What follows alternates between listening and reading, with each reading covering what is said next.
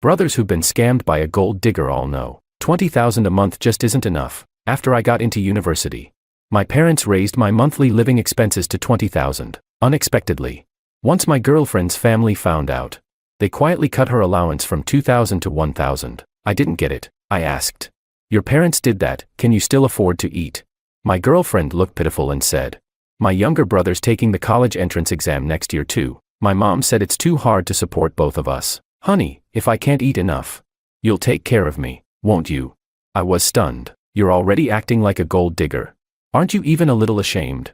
Chapter 1. My name is George. This year, I outdid myself on the college entrance exam and got into a top university in another province. My parents were thrilled. They hosted a big banquet and invited all our family and friends. Everyone offered their congratulations. Just my grandparents alone gifted me $200,000. That's not even counting my maternal grandparents, uncles, aunts, and cousins, all giving generously. My dad grinned and said, George, you graduated high school and you're already a rich kid. I laughed and replied, yeah, I'll support you guys in the future. Although I had a lot of money in hand, I've always been careful with spending. Even as a kid, I never wasted a cent. My parents had already made a plan. Once I started university, they'd give me $20,000 a month for living expenses. They told me, college costs a lot, and you're grown up now. If there's something you want, just buy it. If it's not enough, call us. Don't borrow from others. I had already looked up the cost of living in City S. In college, $2,500 is enough to live comfortably. So $20,000, that was more than generous. I said, thank you, Dad. Thank you, Mom. Chapter 2. While I was living large, my girlfriend Willow wasn't nearly as fortunate. Willow was the prettiest girl in our class, flawless looks, elegant and refined. We were desk mates for 3 years in high school and just ordinary friends. It wasn't until right before the college entrance exam that we agreed. If we both got into the same university, we'd start dating, and now we had. So naturally, Willow became my girlfriend. Her family wasn't as well off as mine. She had a younger brother just a year below us. And her family had lots of expenses. She said her mom could give her at most $2,000 a month. $2,000 sounds okay under normal circumstances. But in a high-cost city like S, it didn't stretch far. I didn't want her to feel down. So I said, if you're careful, it should still be fine. Willow looked aggrieved and said, yeah, I guess there's no choice. By the way, how much are your parents giving you? I hesitated. You really don't need to know. Which only made her more curious. She kept pressing me. I had no choice but to tell the truth. 10 times what you get. She asked, $20,000. I nodded. Yeah. Willow let out a dramatic groan. She bit her lip and said, that's so unfair. I need to buy makeup, wear contacts. And I need long skirts, short skirts, dresses. You guys wear the same clothes for a whole year. Girls have so many more expenses, and your allowance is 10 times mine. Isn't it supposed to be raise daughters rich, sons poor? How can they treat us like this? It's totally unfair. What was she even saying? I said, speechless. Do you hear yourself right now? So now, raise daughters rich, sons poor is fair? Based on what? You say girls spend more, but maybe it's because of that mentality that boys should be raised poor. That guys feel ashamed to enjoy life. That's why we spend less. We all only get one life. What's wrong with a guy wanting to enjoy it too? She was being absolutely ridiculous. Willow bit her lip and stayed silent. Chapter 3. A couple of days later, there was a second-hand charity sale in front of the school. A spontaneous event where graduating seniors sold stuff they no longer needed. I brought some backpacks, magazines, unused notebooks, and a tablet to sell. Willow didn't have much to sell. She had saved most of her things for her younger brother. After helping me man the stall for a bit, Willow looked a little embarrassed and asked, George, could you maybe give me a discount on that backpack? I pointed to my old backpack. This one? She nodded. Yeah. It was a sports brand backpack I had bought for over $3,000 back then, definitely not cheap. The style was fine for high school, but for college, it felt a little childish. Since I had taken good care of it, it was still in pretty good shape, at least 70% new. I had been planning to sell it for maybe $300 or $400, Willow said quietly. My brother saw this exact backpack at the mall before. He really liked it, but it was way too expensive for us, so we couldn't buy it. If I could give it to him, he'd be thrilled. Hearing that made me feel a little sad. I thought, well, I won't be using it anymore. And if someone else can get use out of it, that's better than it gathering dust. So I said generously, all right, no charge, take it. Willow's eyes lit up with surprise. She stood on tiptoe and kissed me on the cheek. Thank you, babe, she said. Later, she brought it home. And her brother even messaged me to say thank you. I felt a little embarrassed. Just like that, our carefree summer break flew by. And before I knew it, it was time to report to university. Chapter 4. Although Willow and I were headed to the same destination. Unfortunately, we couldn't travel together. My parents had booked me a plane ticket. While she got a train ticket, we could only meet up once we arrived at the university. On the first night after I got there, I felt we should celebrate a bit. So I picked a nice, local specialty restaurant near campus, but as soon as Willow walked in, she glanced around at the decor and the menu, then lowered her head and said softly, "Do you usually eat at places like this? If you weren't treating me, I wouldn't dare step in here," I said. "It's not that expensive. If you're frugal, it's about $70 per person," Willow mumbled. Sigh. "My mom only gives me $1,000 a month for living expenses. From now on, I guess I can only afford the cafeteria." $1,000. She can't even afford the cafeteria. When I first arrived, I checked the dining hall prices. Set meals were typically $12 or $13. And some went up to $19 or $20. 3 meals a day, even frugally, would still cost $20 to $30 at least. Does she not buy clothes or daily necessities? I asked, confused. "Didn't you say it was $2,000 before?" Willow sighed. "My brother's taking the college entrance exam next year too. And he needs tutoring. It's hard for my family to support 2 students. So they told me to spend less." I didn't quite know what to say. It wasn't really my place to comment on her family. So I said, "I'll ask around about work-study jobs for you later." I figured, being self-reliant isn't a bad thing. But Willow gave me this pitiful look and said in a whiny voice, "Babe, if I can't eat enough, you'll take care of me, right?" I almost instinctively said, "Of course." But just then, a strange feeling hit me. There seemed to be some hidden connection between my living expenses and hers. Her mom had originally said she'd give her $2,000, and adults surely know the cost of living. Now it suddenly got cut in half. Was it really because they couldn't afford it? Or was it because they expected me to make up the difference? But the thing is, I'm just a student. I'm spending my parents' money. They're responsible for raising me, but what right do I have to use their money to support her? Seeing me fall silent, Willow stared at me intently and said, "Babe, you're really not going to take care of me?" She looked like she was trying to force a commitment out of me. I'm a straight-talking science guy, not great at playing games, so I said bluntly, "You're already trying to be a gold digger. Aren't you at least a little ashamed?" Willow bit her lip. "George." Willow was so upset her eyes were red, looking utterly wronged and pitiful. We were stuck in a silent standoff for about a minute before I suddenly felt kind of sorry for her. A girl from a family that favors boys over girls. Even after getting into college, her mom wouldn't give her any living expenses. My attitude softened. I said directly, "Don't be mad. I was just joking. But do you think your mom's doing this to push me into spending money on you?" Some things are better said out loud than kept bottled up. Willow's pupils shrank. She stammered, "And no." I said, "All right then. After all, the money's in my hands. If she's trying to milk me for it, it won't be that easy." Because of this, I lost all desire to take her to the movies. After we ate, we just headed back to school. And just like that, my fresh and tense college life began. The next day at noon, I met Willow at the cafeteria. I got myself a roast duck set meal, and she bought a bowl of cold noodles. I was starving and finished my plate in just a few bites. Suddenly, Willow frowned and snapped, "Why are you only thinking about yourself? There was just one chicken leg and you didn't even ask me before eating it." I looked at her, confused. "It's just a chicken leg. What's the big deal?" She bit her lip, looking hurt, and said, "Do you think I care about the chicken leg? I just think you're way too selfish. Look at other guys. What kind of boyfriend doesn't save the best stuff for his girlfriend? Why are you like this?" I put down my chopsticks, my voice turning cold. "Willow, I bought this meal with my own money. What's wrong with me eating the chicken leg?"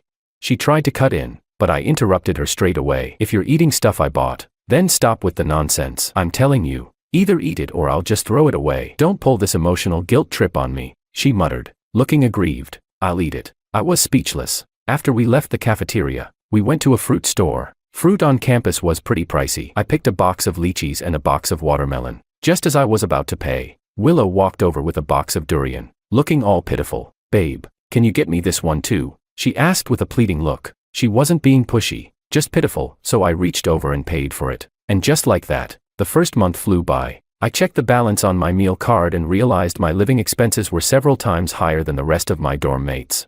But it wasn't like I was eating better than them. So I looked closely at the spending details: buns, sausages, trendy snacks, clothes, shoes, and all kinds of cosmetics and skincare products. Individually, they didn't seem like a big deal, but when added up, it was a ridiculous amount. All spent on Willow.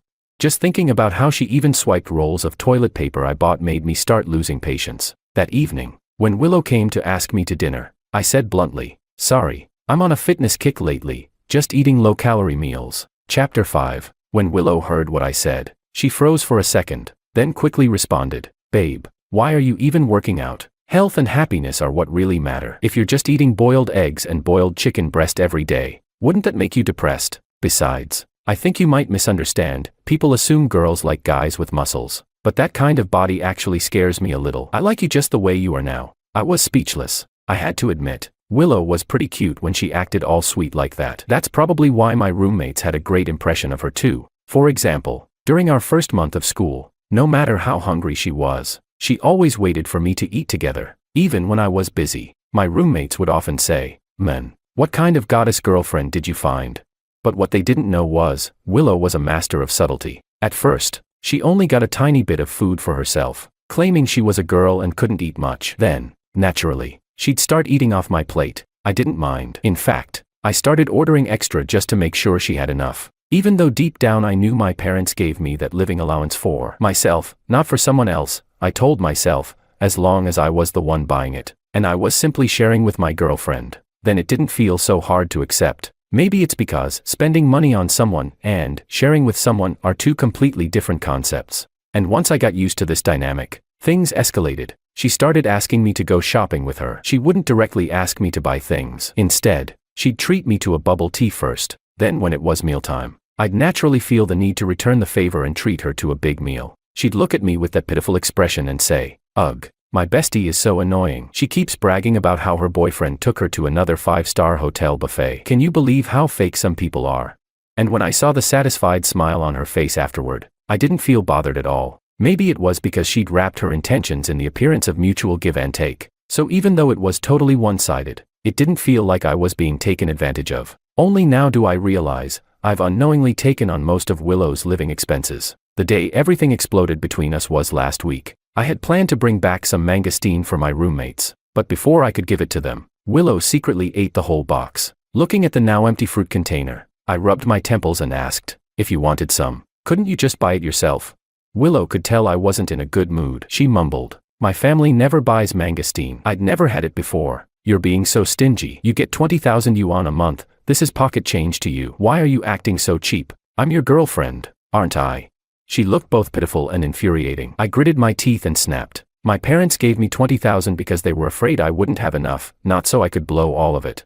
My parents were the type who worried I might end up relying on others financially. But Willow's family was the complete opposite. Because of this, we had a fight. After going back to the dorm, I officially started my so-called fitness plan. Chapter 6. Willow clung to me downstairs by my dorm, trying to convince me, repeating that girls don't like muscular guys. I shook my head and said firmly, "Sorry, from now on let's stop having dinner together." Willow looked like she'd just been struck by lightning. No way.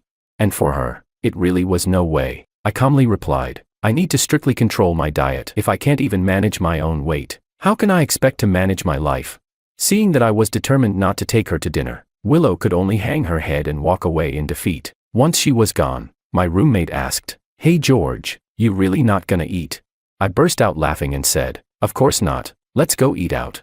No way was I gonna starve myself just because of Willow. After eating and drinking to our heart's content, the few of us returned to campus. On the way, my roommate David asked, "You and your girlfriend, is there really any point in continuing this?" Yeah, was there still a point in me and Willow staying together? Before we started dating, I had thought things through. I wasn't in it for fun, but after 3 years of high school, I realized I barely knew this person. It was only after we got together that I discovered, maybe we're just not compatible. Let's not even get into the small things, just our family backgrounds alone. We're worlds apart. Chapter 7. My family's pretty well off for a third-tier city, sort of local elites. Both my parents are mid to senior level in their companies, and many of our relatives are doing quite well. In terms of spending habits and lifestyle, my family is on a completely different level from Willow's. Sometimes, Willow would tell me things about her family. She said her mom would purposely wait until after 9 p.m. to go grocery shopping, because that's when everything gets heavily discounted. She told me her dad hasn't bought new shoes in 3 years, the soles wore out, and he just got them patched up. She said her younger brother saved up his pocket money for half a year just to buy her a dress. Willow would get really emotional talking about these things. and she often vowed to repay her family one day. But at my house, both my parents are busy with work. My mom doesn't even look at the price tags when buying food, she only cares about freshness. We have all kinds of home appliances to make life easier, dishwashers, robotic vacuum cleaners, you name it. My mom always says, time spent on chores could be time spent making money. My dad doesn't really care about clothes, but for formal events, his shirts and trousers easily cost over 10,000 yuan. They taught me by example, work hard, spend reasonably. Don't just focus on saving, focus on earning. Money isn't saved, it's made. That's why I've developed a strong habit of financial planning. Whenever Willow talks about her family with those pitiful eyes, it's hard, really hard, for me to feel any real empathy. Of course, that's not to say her parents are bad, or that mine are amazing. It's just, we're not compatible. Chapter 8. Just like that, after 2 weeks of cutting fat, I didn't lose any weight. In fact, I gained 3 pounds. Meanwhile, Willow looked visibly thinner. Her cheeks were even starting to sink in a bit. It was clear that without me footing the bill, her 1,000 monthly allowance wasn't enough to get by. Sometimes I really don't know whether I should pity her or try to shake some sense into her. If the money's not enough, why not talk to your parents? Why always cling to me? Maybe my sudden weight gain made her suspicious. One time, I said I wasn't eating dinner, but secretly ordered takeout. Just as I went downstairs to pick it up, Willow suddenly appeared out of nowhere, arms crossed and fuming. Babe, I thought you were watching your diet. Holy crap, caught red-handed. From the way she looked, you'd think I stole her food or something. I kept a straight face and said calmly, yeah, this is just boiled chicken breast, part of my diet plan. In reality, it was fried chicken and fries. Willow was speechless. Chapter 9. A few more days passed, and the school announced a cultural arts festival. Willow had always been involved in this kind of thing back in high school, so she signed up for a performance in her department. Because of the takeout incident, I hadn't spoken to her for several days. Maybe she felt a bit embarrassed too, because today was the first time she called me, asking if I could come watch their rehearsal. To be honest, a big reason I fell for Willow in the first place was seeing her elegant, graceful performance during a school show. Just thinking about that moment, I agreed without hesitation. When I arrived at the rehearsal hall, sure enough, Willow was rehearsing. She waved at me with enthusiasm and called out, "Babe, over here, I'm right here."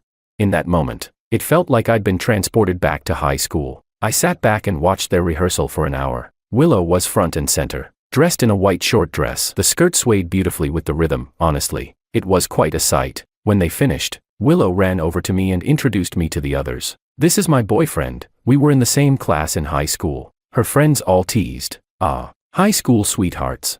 I smiled and greeted everyone, then handed Willow a bottle of water. "You're all done, so I'll head out now," I said, but Willow clung to my arm. "Don't go yet. It's everyone's first time meeting you, they want to chat more. Hey, could you treat us to some drinks?" She added in a whisper. "Last time Maria's boyfriend treated everyone. Why should I have to do it just because someone else's boyfriend did? What kind of logic is that?" But I figured drinks weren't too expensive, and I didn't want to make a scene in front of everyone, so I nodded. "Sure, okay." What I didn't expect was this group of girls running into the nearby convenience store and loading up. Everyone grabbed bubble tea, multiple bottles each. Some even picked out ice cream, and only the fancy, expensive ones. The final total at checkout, 250. Seriously, that much? Seeing my face darken, Willow said, "Don't be so stingy. You get 20,000 a month, this is nothing for you." That 20,000 allowance had become some kind of cursed mantra for her. I took a deep breath. I didn't want to argue in front of everyone. Looking straight at her, I said quietly, "Next time something like this comes up, don't call me." Chapter 10. After getting to know Willow deeply over the past 2 months, I've decided to break up with her. Even though she's gentle, caring, and beautiful, she's just too delicate. She constantly needs me to drop gold coins for her. This kind of relationship just isn't something I can accept. So, I planned to be honest with her and lay it all out. But every time I tried to bring it up, she would interrupt me, either by sweetly bringing me water or saving me a seat, or by tearing up and looking heartbreakingly pitiful. Clearly, she had no intention of letting me go. I figured the school environment was too crowded and messy. Maybe we'd talk more clearly outside. Coincidentally, my old phone had run out of storage, and I needed a new one. So I invited Willow to have dinner near the mall, thinking I'd bring it up there. She was cheerful the entire way and, surprisingly, even booked us movie tickets on her own initiative. Seeing her like that, I started feeling guilty again. When we arrived at the mall, Willow earnestly helped me pick out a new phone. I don't really play mobile games and have no special preferences for phones, just something with decent storage and smooth performance. After browsing for a while, Willow strongly recommended a model that cost over $7,000. I looked at it and said, "Isn't that a bit much?" But Willow replied seriously, "Babe, you get what you pay for. This one's sleek, high performance, and super reliable. It'll last you a long time." So I stopped hesitating and paid for it. Right after the purchase, Willow looked even happier than I was. Holding the phone, she said, "Babe, didn't we say we'd get matching phone cases? I'll take this to get a custom one made. It'll be a surprise when it's done." Okay. I was speechless. How the hell was I supposed to bring up a breakup after that? Chapter 11. The next morning, just as I picked up my phone from my bedside and was about to leave, my roommate asked, "Where's that new phone you bought yesterday? Did you give it to Willow?" I shook my head. "Nah, she just took it to get a custom case made." My roommate gave me a look. "Have you seen Willow's social media today?" I paused. He handed me his phone. Right there on screen was a 9-photo selfie collage posted by Willow. Captioned, "The new phone camera hits different." My roommate said, "That phone's way overpriced. Mostly because influencers and selfie lovers buy it for its camera." I froze for a second. I didn't even need to think, who else but Willow would love a selfie camera like that? He added subtly, "George, do you think maybe she misunderstood and thought it was a gift?" My head was spinning from the sheer frustration. Being with someone like Willow meant I had to constantly worry about getting scammed or leached off. I couldn't take it anymore. Veins bulged on my forehead. I immediately tried to call Willow, but no matter how many times I dialed, she wouldn't pick up. Not answering. "Fine, you can dodge me, but you can't dodge the dorm." I jumped on my scooter and rushed over to her dorm building. I asked the dorm manager to call her down. A few minutes later, Willow came running. Out of breath, she asked, "Babe, what's so urgent?" Chapter 12. I couldn't hold it in any longer. I snapped. "That phone you made me buy, was it always meant for yourself? Look at this post you made. What's that supposed to mean?" For a moment, Willow looked flustered, but then her eyes darted around and she quickly put on a pitiful face, saying, "Babe, you've got it all wrong. I just wanted to show off a little to my roommates, that my boyfriend was willing to buy me a phone. All their boyfriends have done it, and I didn't want to feel looked down on. Why are you being like this?" I had no patience for her nonsense. I took a deep breath and said, "You know exactly what's going on. Now give me the phone back." Willow pouted. "It's not ready yet. I still need another half day to finish the customization." I lost my temper and yelled, "This is my property. Are you giving it back or not? Or do I need to call the police?" Seeing that I was truly furious, Willow finally relented. Fine, take it. You're so petty. I was just trying to do something nice, make people say good things about you." I gritted my teeth. "I don't need you to do anything nice for me. Just don't screw me over. That's enough." Maybe I pressured her too much, but she grudgingly went upstairs and brought the phone back to me. I took it home. The phone was still warm. When I turned it on, I found it mid-upload. She had just recorded a dance video and was uploading it to some website. I was fuming. Just as I was about to reboot the phone, my roommate looked over and said, "Hey." She didn't even log out of WeChat. Chapter 13. Maybe I was in too much of a hurry. Willow hadn't even logged out of her WeChat account. At first, I didn't want to snoop, but suddenly, a message popped up from a contact labeled, "Big Brother George won't be mad, right?" Big Brother George? It had to be Willow's little brother. Since it was directly related to me, I tapped it open. What I saw next was wild. Her little brother had texted, "Isn't it kind of wrong to trick George into buying such an expensive phone?" Willow replied, "What's wrong with it? That just proves your sister's got skills. You have no idea how amazing this phone is. Photo quality, video playback, totally smooth."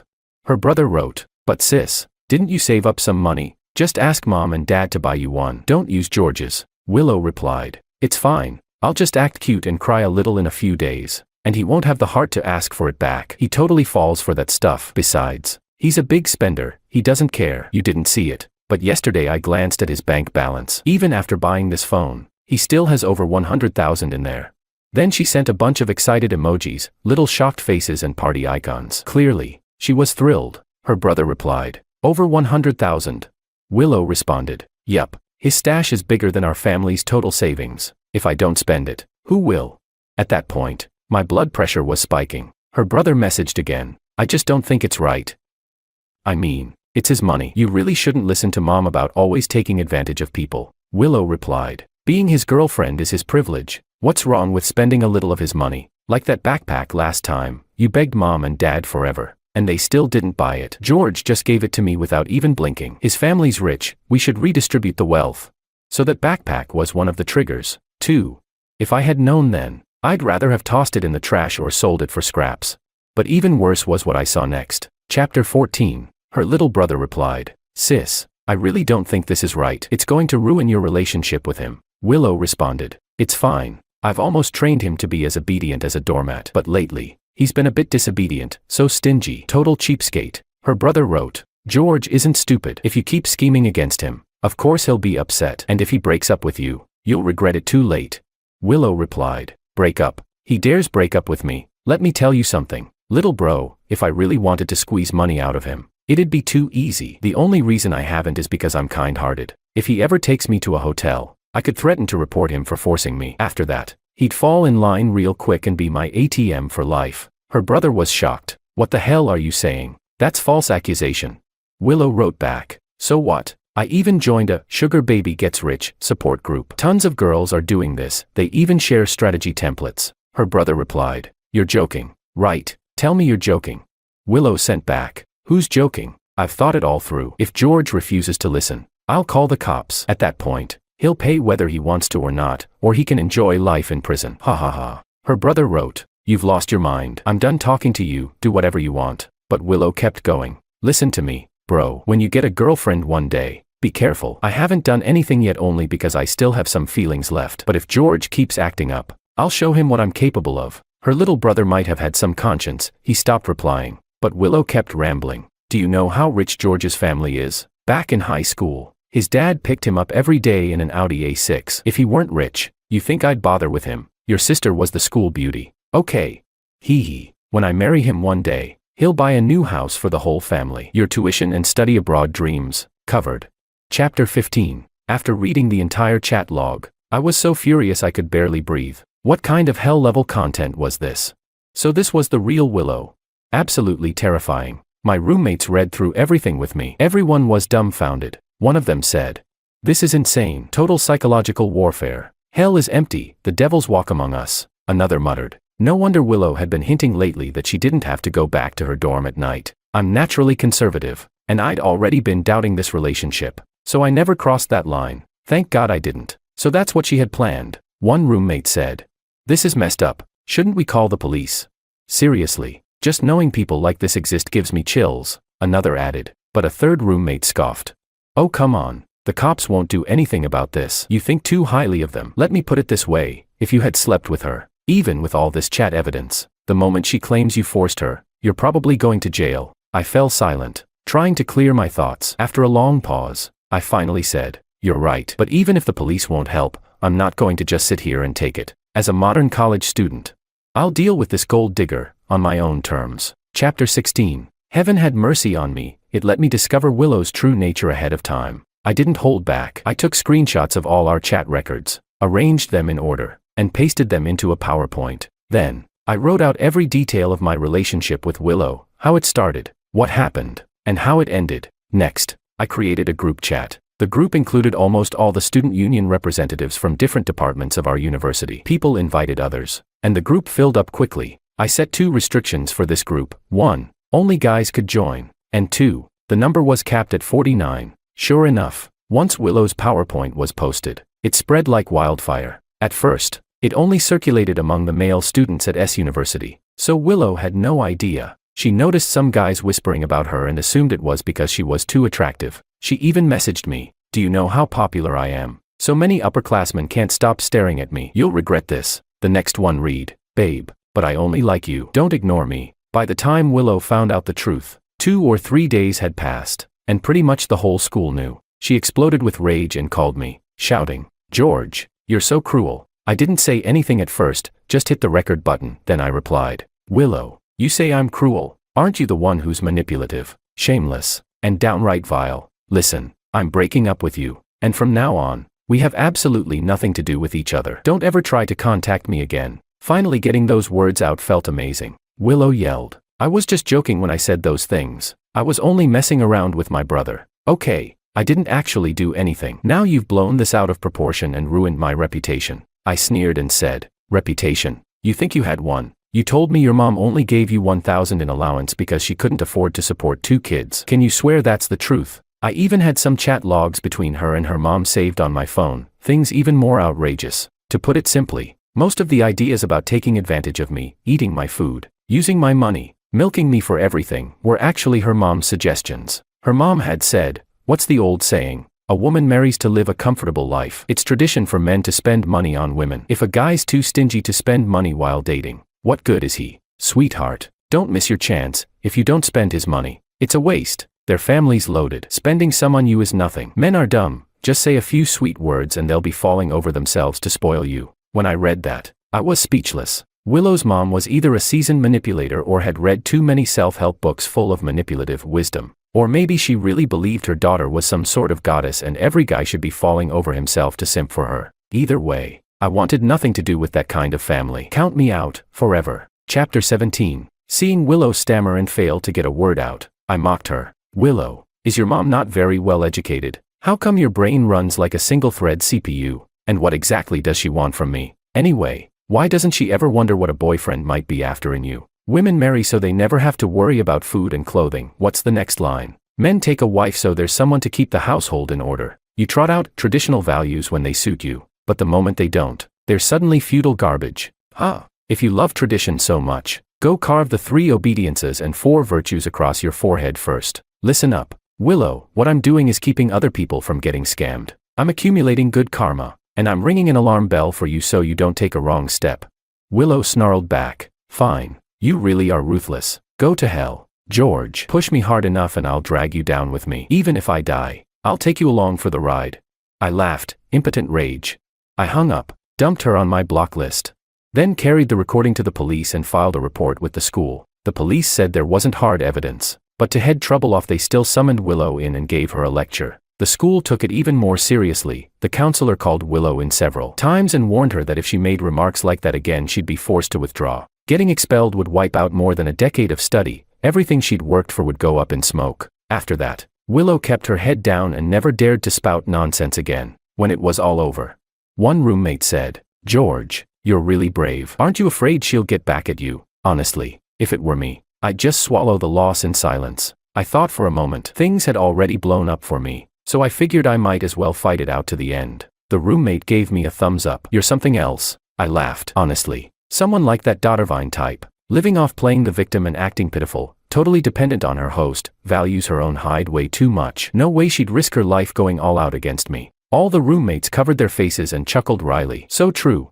Chapter 18. And just like that, I thought I was finally rid of Willow. Who knew that half a month later, she'd start trying to make peace again? She changed her phone number and started sending me apology texts. She wrote, "George, everything before was a misunderstanding. I truly love you." When I blocked her again, she started waiting downstairs outside my dorm building, looking pitiful as she said, "Please don't leave me. Just give me one more chance. Okay, no one's ever treated me as well as you have. Right, no one's ever been as easy for you to leech off as I was." Even my roommates were confused. What the hell is wrong with her? Why won't she stop? Everyone knows she's a gold digger now, and she's still humiliating herself. I knew Willow pretty well. She never did anything without expecting a benefit, I said.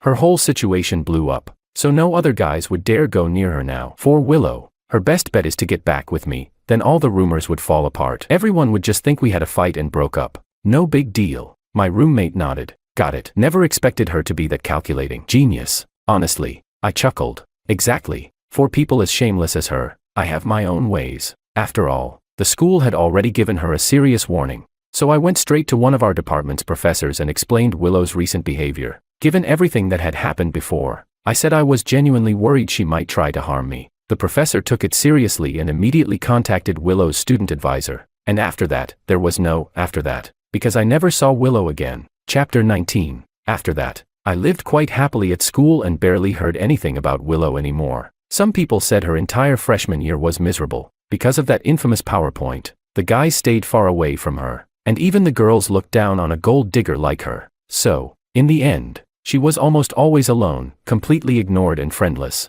In sophomore year, Willow dropped out and went back to her hometown alone. Even though I didn't really care where she ended up, we still had mutual contacts from high school. One of them told me that Willow couldn't make it in university anymore and planned to retake the college entrance exam to start over at a new university. But her parents didn't want to spend the money for her to repeat a year and scolded her constantly. Willow, feeling utterly wronged, blamed everything on her mom's bad advice, saying that's what led to her current downfall. Her whole family started pointing fingers at each other, fighting all day long. With things like that, chances of her getting into college again were slim. She even cried to her best friend, saying that if she had known how things would turn out, she wouldn't have listened to her mom. She said that she truly had feelings for me at the beginning, and even worked hard to get into the same university with me. That part, she claimed, was real. But once she started following her mom's advice and scheming for my money, everything slowly turned rotten. I don't know if she said those things just to get word back to me, but what I do know for sure is, Willow herself was the real problem. If her values had been right, she never would have listened to her mom in the first place.